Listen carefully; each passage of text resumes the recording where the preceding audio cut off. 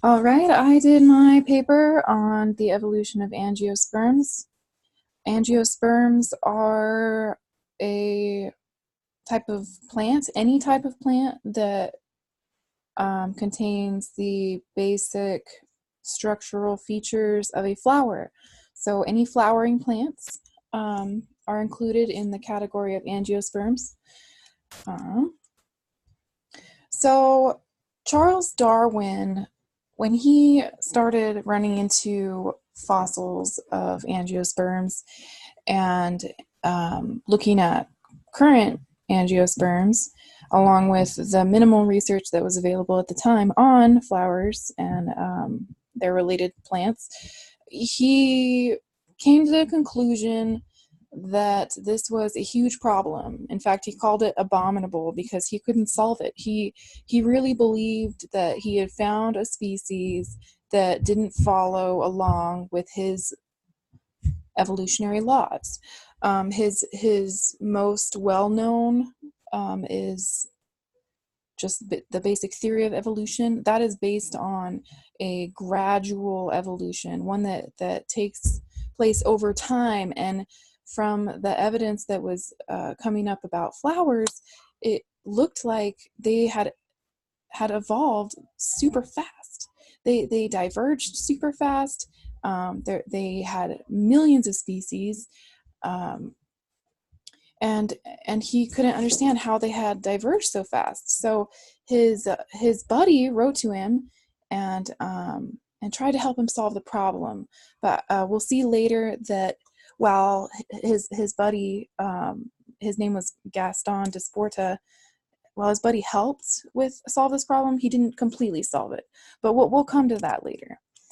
So as I was doing my research, um, I I had a few questions. I was interested in flowers, um, but as I started doing research, I came across the same questions as Darwin. Do they follow Darwin's theories? Is there new evidence that pushes them back into the the realm of slow evolution? What are the current theories on how flowers evolved, and why are they so diverse compared to other species? Um, so my hypothesis was that, and I created this hypothesis after my research. So this is based on the research that I did. The diversity of angiosperms, or flowering plants, was influenced by their physical structure, coevolution with pollinators, and genomic doubling events, or whole genome doubling events.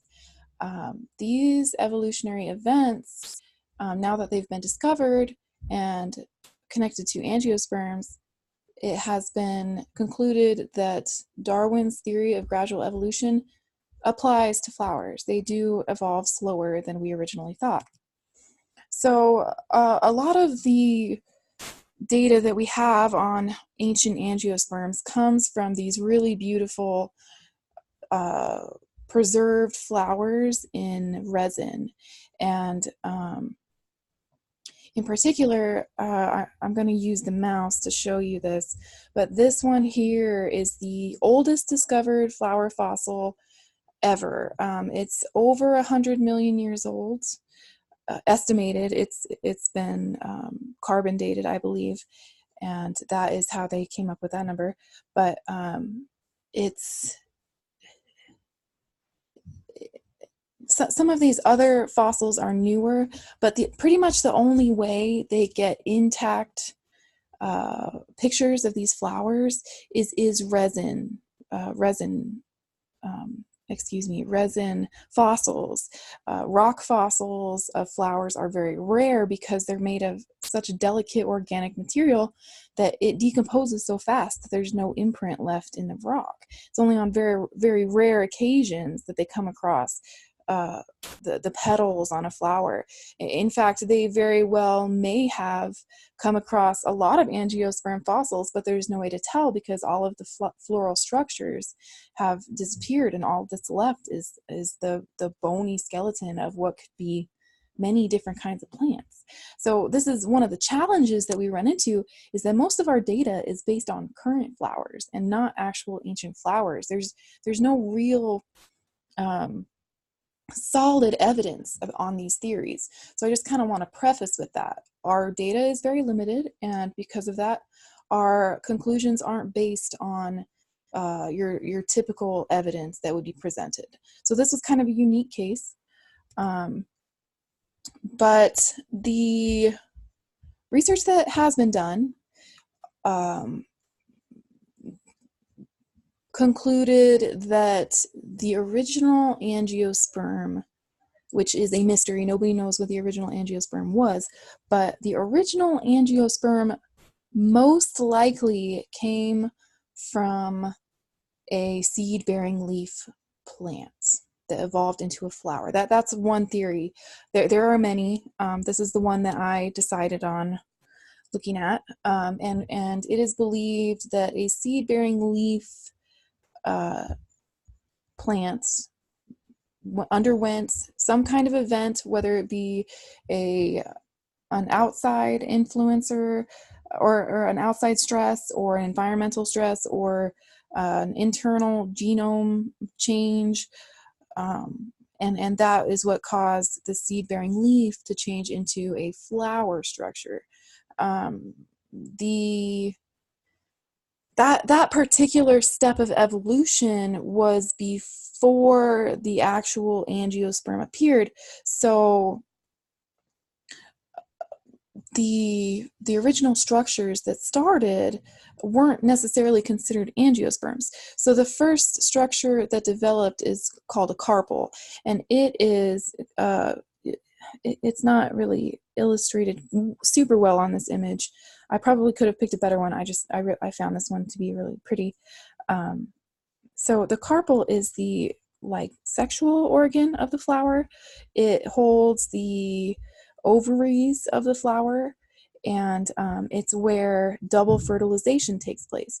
Now, double fertilization is a unique event that happens in very few species, and once they narrowed those species down and figured out exactly which plant species do double fertilization and which ones don't, they determined that the most likely relative, the most recent parent species of flowers, was probably gymnosperms. And we'll look at gymnosperms after this, but that was really helpful in determining where angiosperms came from, was their structure. So this double fertilization was an evolutionary leap for plants. It helped them, or for angiosperms specifically, it helped them develop seeds and the pollen needed to fertilize those seeds. I guess seeds is the wrong word, but the male floral sexual organ, the stigma, it helps them become fertilized at the same time. And this really reduced the amount of energy output that flowers have to give in order to reproduce. So this was a really important evolutionary step. It helped them reproduce faster and more successfully than other plants while expending less energy. The actual petals of the flower evolved last, and there's no true explanation for how the floral structure, the petals that we're used to seeing, how that evolved, but we'll see some more theories a little bit later. This is just kind of it's an image from Wikipedia. It shows the very basic kind of evolutionary structure. So I just thought it would be a good simple image to show. It began with the evolution of angiosperms began with seed plants, and it's suspected that gymnosperms are the most closely related to angiosperms because of double fertilization. There is one species of gymnosperm that also does double fertilization, but there are no other known pollen-producing plants that do double fertilization. So they concluded from this information that gymnosperms must be the most closely related to angiosperms. That image of, just a side note, that image, the black image of the computer generated structure of the 100 million year old flower, that is the species highlighted in black here, the Amborella. That's the oldest known flower, which is why they have it listed first under angiosperms here. And as far as we know, there's not a whole lot more information between seed plants and angiosperms and gymnosperms. So we've made a little bit of progress, and we'll go over that later. But this is kind of the basic outline of what we know. We don't know that much. It's really an interesting mystery. Gymnosperms, the plant that is most closely related to angiosperms as far as we know, is a type of pollen-producing plant. You're probably familiar with them. They usually have cones. Pine trees that have cones, or other plants that have cones, are pollen-producing plants. There are a few other kinds of gymnosperms that are a little bit unique, and one of them is up here in the corner. It's called a ginkgo plant. And this is where a lot of scientists believe the floral structure evolved from. As you can see, these leaves are kind of uncharacteristic to many types of leaves you're used to seeing. So they suspect that these kind of petal-shaped leaves may have evolved into petals. That's just a theory. There's not a whole lot of evidence backing it up, but that's just an interesting theory. As you can see, this is the internal structure of the floral sexual organ. And you can see that they're relatively similar. The angiosperm has obviously produced some more structures to help protect its sexual organs, including the ovary wall. The pink stuff is called endosperm, and it is only produced by flowering plants. That's another structure that evolved specifically to angiosperms. But they're fertilized very similarly by megasporocyte, which is also known as pollen. It goes into the nucellus, or I believe that's how you pronounce it, the nucellus of the sexual organ, and that's how it's pollinated, and that's how the flower reproduces. And it happens very, very similarly between gymnosperms and angiosperms. So that is why, another reason why they're thought to be most closely related. So back to the beginning, when Mr. Saporta wrote to Charles Darwin, he proposed the very first theory on how flowers became so diverse so quickly. And his theory was that pollinators, like birds or bugs, even some kinds of small animals, they catered or desired or were more attracted to certain types of flowers than others. And as those pollinators very specifically picked out flowers to fertilize or to drink from, those flowers adapted more and more to the liking of the specific pollinator.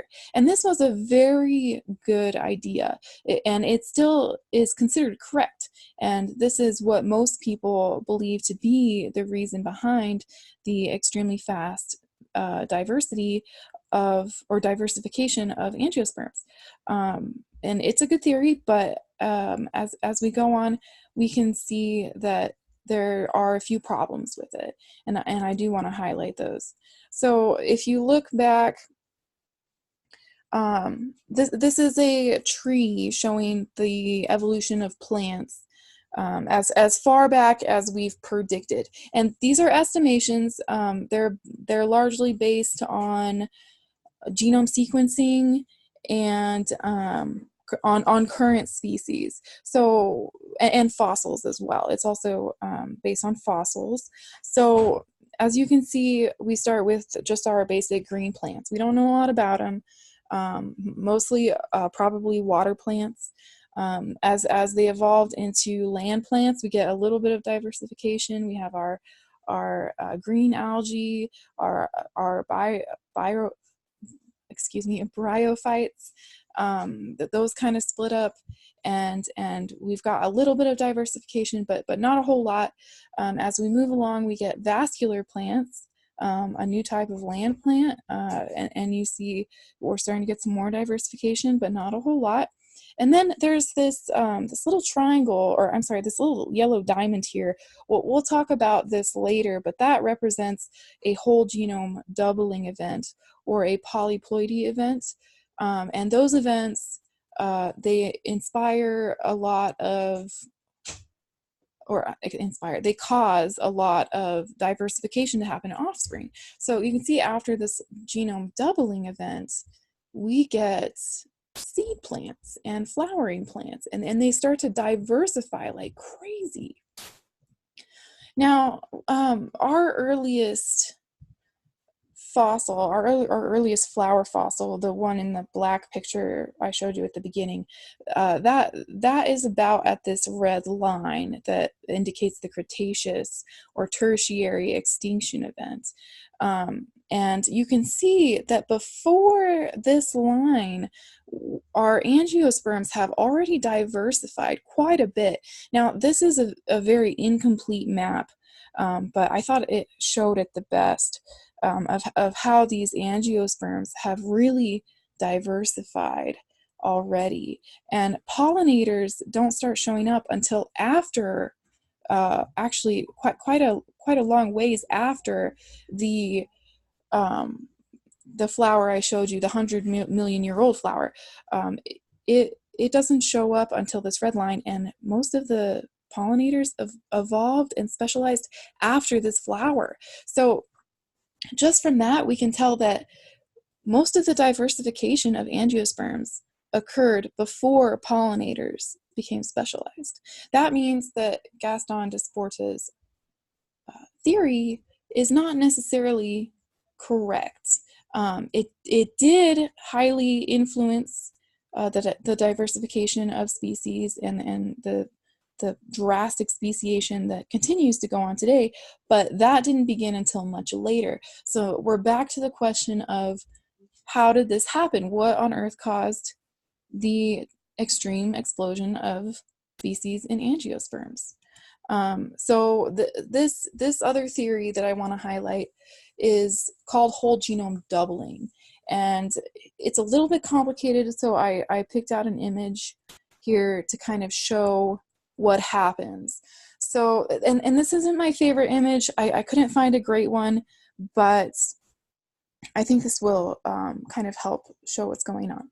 So if you have a diploid organism, and this is two sets, so you have two parents here, and the chromosomes combine and separate, but they don't separate evenly as well, and they get copied 2 times instead of 1, and then they split unevenly. You get a very heavy amount of genes in one,